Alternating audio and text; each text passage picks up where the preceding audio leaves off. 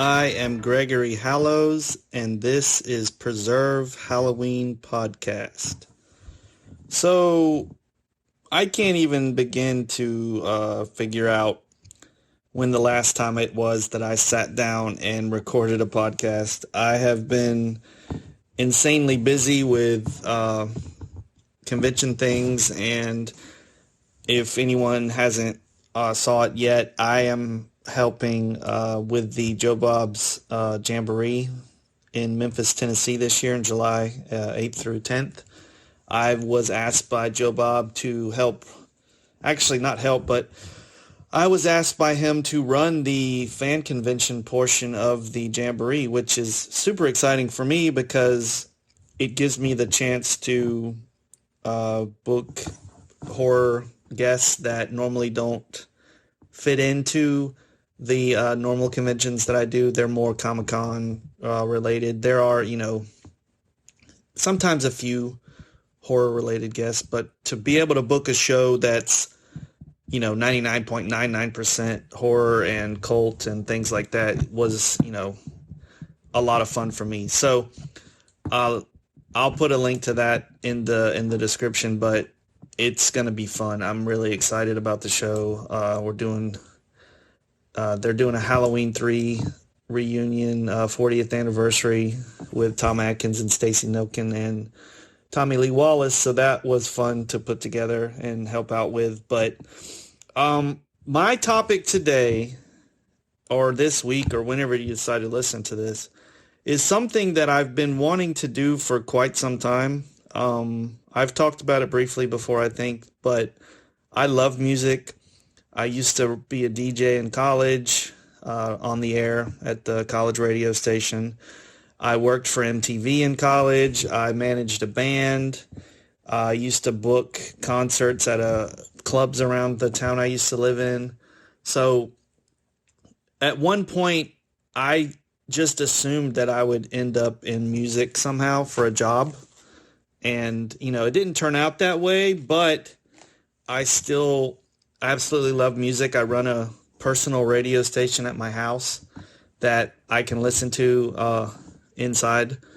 And I love collecting vinyl and, I just love all kinds of music. So Halloween music is one of those things that I'm very weird and finicky about. Like some music, it's just like Halloween movies.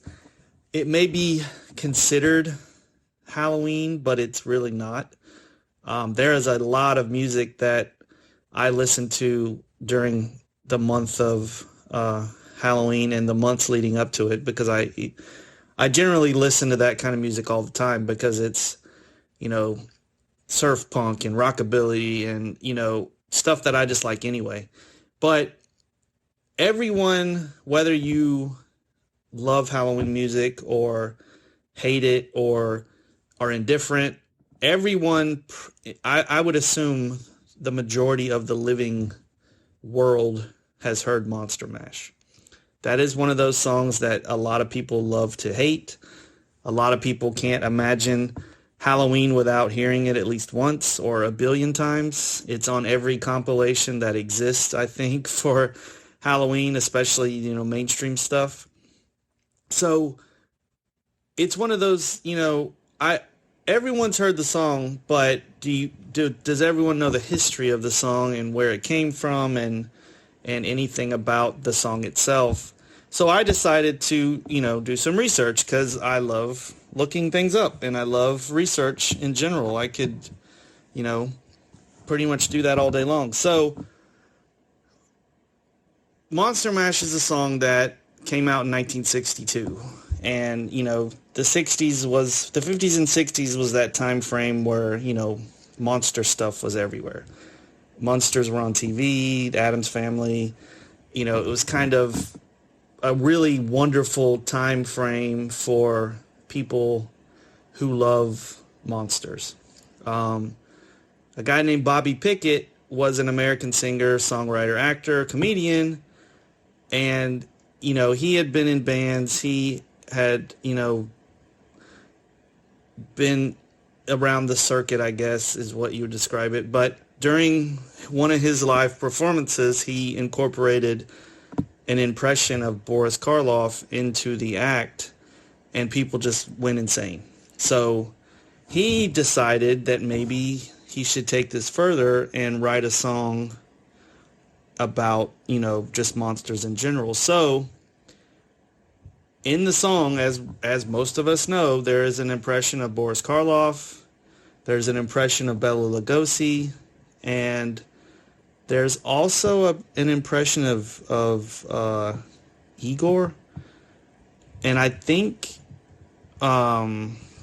he's channeling Peter Lorre, maybe. That's the impression I get. But this song was written and performed in 1962, and Bobby Pickett was only 24 years old. So as the history goes, this is basically a one-hit wonder. This guy hopefully made a lot of money off this one song, but if you bring up the name Bobby Pickett, for the most part, people associate him with Monster Mash. And, rightfully so, but he teamed up with a guy named Gary S. Paxton because no record label would agree to release Monster Mash back in, the 60s. I guess it didn't fit their criteria or didn't fit their format or whatever. So Gary Paxton decided to release it on his own record label, which was called Garepax, after himself. And in August of 1962, the single was released. This was a 45, which I guess if people aren't old enough, a 45 is comparable to a certain age group single, or more recently an MP3 of one song. That's probably the easiest description. But a 45 had an A and B side with one song each. That's it. So on the A side was Monster Mash, and on the B side was Monsters Mash Party. And like I said, this was released on Gary Paxton's label, Garepax Records, in August of 1962. And the song quickly reached number one on the Billboard Hot 100, which, that's a big deal, really big deal for a novelty song especially. It became a million seller, and it reached the Billboard number one at the appropriate time. It's right before Halloween. So this song was partially inspired by a song that Gary Paxton had recorded earlier called Alley Oop, which the name Monster Mash is in reference to a dance that was very popular back then called the mashed potato. And they even made a dance for it that basically was the mashed potato, but then you kind of act like you're Frankenstein while you're doing it. So it's the Monster Mashed Potato, I guess. This song was really, really popular. And the funny thing is, it was only available on this 45 because, this was the 60s where you either heard this song on the radio or you bought the 45 and listened to it over and over again. There was no full album. This, was intended as a novelty thing, but it was so popular that they quickly wanted to release a full album, and that was the original Monster Mash, and that was released in late 1962. And the funny thing about it is, the reason it's called the original Monster Mash is because Zachary, who we all love and adore, he recorded the song himself and put it out on his own album called Monster Mash. So that was released on Cameo Parkway. I think I have a copy of that album somewhere. It's very expensive now. As most vinyl is. But Zachary released a cover of the song on this album, and because he did it before Bobby Pickett, Bobby was forced to name his album the original Monster Mash to differentiate himself from Zachary's cover. So that album was the Bobby Pickett and the Crib Kickers. And what I found most interesting and what I kind of decided to focus this podcast on was the Crib Kickers. You would just assume was, session musicians or whatever. But much like our beloved Swampers here in the South, the Crib Kickers were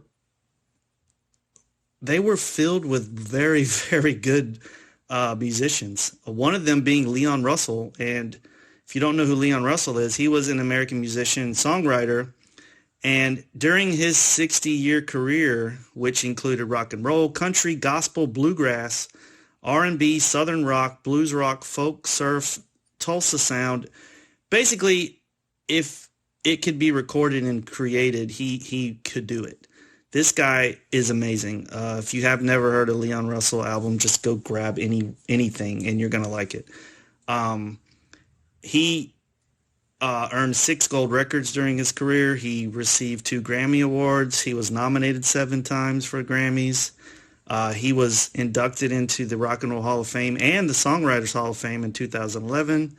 Over his wonderful career, he worked with the Beach Boys, Dick Dale, Janet Dean, Elton John, Eric Clapton, Ringo Starr, George Harrison, Bob Dylan, one of my favorites, Frank Sinatra, Ike and Tina Turner, and the Rolling Stones, among many other groups. But Leon was just for this session, he was just one of the Crib Kickers. I did read something that said Mel Taylor from the Ventures, he was the drummer. He should also be credited for playing on this record, because one of the rumors I read was Leon Russell arrived late for the recording session and he only appears on the actual B-side. So I don't know how true that is. Somebody that's a music historian is going to have to answer that for me. I'm assuming Leon Russell played on Monster Mash, but maybe he didn't. But this is where the story got fun for me. The backup singers on Monster Mash was a group called the Blossoms. They started their career in high school in 1954 as the Dreamers, and they mostly sang spirituals and, songs that you would hear in church, because 2 of the members of the Dreamers' parents did not want their daughters singing secular rhythm and blues. That's how we got a lot of R&B singers started out in the church. So the group members at this time were Fanita Barrett, Gloria Jones, Jewel Cobbs, Pat Howard, and twin sisters Annette and Nanette Williams. They were very versatile singers, and they did a lot of studio work singing backup. And they did so well that they signed with Capitol Records. And this was an odd part of the story. One of the executives noticed that they all had different skin tones, and he said they looked like a bouquet of flowers, which is odd, but he changed their name to the Blossoms because of that. And they did not stay at Capitol Records very long. By 1958, Nanette Williams was married, pregnant, and she was planning on leaving the group to settle down into married life and be a mom. So in came a newcomer named Darlene Wright, and she was selected to be the lead vocalist, which the Blossoms never really did. They were an ensemble. So they let this new girl in and let her be the lead. So she must have been good, right? So even when they changed their style up, they were still, success was elusive. So in the summer of 1962, 4 years later, the Blossoms finally were on the charts. They had reached success, but only sort of. There was a guy, unknown at the time, whose name is Phil Spector. So if you are any kind of music person, you know who Phil Spector is. He learned that a singer called Vicky Carr was about to record a song called He's a Rebel for Liberty Records, and that was to be her debut single. So he decided he needed to record his own version of the song. And I don't know if how many of you listen to old 50s and 60s music, but there are a lot of songs sung by a lot of different people. You can hear, 10 versions of the same song. I guess that was kind of the way it was done back then. So Phil Spector wanted to beat Vicky Carr and Liberty Records to the punch, so he recorded his own version of He's a Rebel. But the problem was his biggest group at the time, the Crystals, that was his, leading girl group at that time.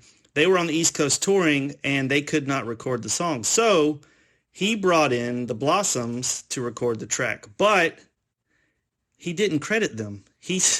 Even though the Blossoms sang the song and recorded it, he credited the Crystals, even though the Crystals, this was like, they didn't want that.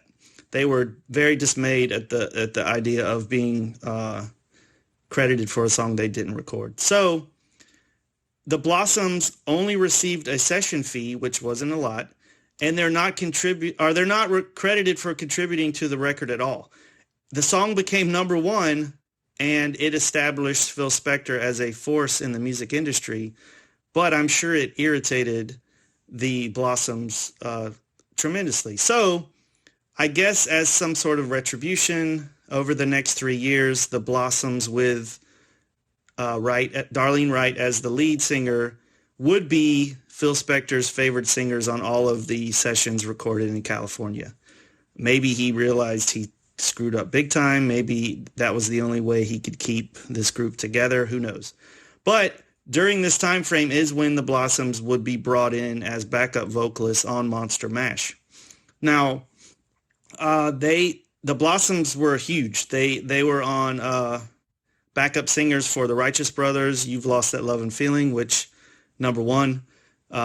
They were backup on songs by the Ronettes, which was, one of their hits was Be My Baby. The Blossoms backup on that. And Shelley Fabares, Johnny Angel, they're also singing backup on that song. In 1964, the Blossoms were reduced down to a trio. And now at this time, Darlene Wright was going by the name Darlene Love, which may be more familiar of a song or a name for music people, because Darlene Love is the name I knew her by. Barrett is now going by Fanita James, and there is a newcomer named Gene King. This new trio version of the Blossoms used their versatility vocal-wise to their advantage, and they sang with a huge variety of artists. They sang with Patty Duke, Shelley Fabares again, Jackie Wilson, Aretha Franklin, Marvin Gaye.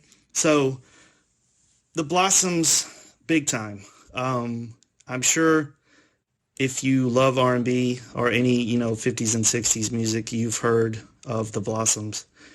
In fact, in 2013, the Blossoms were highlighted in an Oscar-winning documentary called 20 Feet from Stardom, which is wonderful. It is a really good documentary about backup singers. And in this documentary is where they revealed they sung vocals for Monster Mash. They sang backup vocals for Frank Sinatra's version of That's Life. And they're also the backup singers on Betty Everett's Shoop Shoop song. So it's kind of nuts how the Monster Mash, which is basically a song about a song, which I'll get into that in a second. But the Monster Mash is, to me, a crazy look at how monsters invaded human life through the popularity of dance. But it's also a cool journey of musical excellence wrapped up in a package of a holiday-themed one-hit wonder that, we continue to love every year, each and every Halloween season. You can say you don't like that song, but it's just a good song. But what I was referencing to with the song itself, the song is basically about the dance, of course. But as I read the lyrics, I printed them out so I could look at them, and it's funny the story it tells. There's a scientist working in the lab, and